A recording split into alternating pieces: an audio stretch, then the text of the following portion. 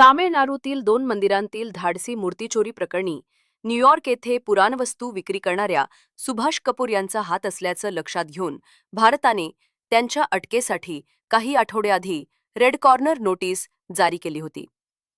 त्यानुसार यूएस अधिकाऱ्यांनी न्यूयॉर्क येथील कपूर यांच्या वेअरहाऊसवर धार घातली असता मोठं घबाड त्यांच्या हाती लागलं.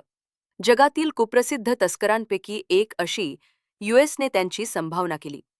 एक मूर्तिप्रेमी वर्षानुवर्ष कपूरच्या मागावर होता. आजही तो कपूरच्या हातून विकल्या गेलेल्या मूर्तींचा शोध घेत आहे. ही त्यानेच सांगितलेली अशक्यप्राय वाटणारी सत्यकथा आहे.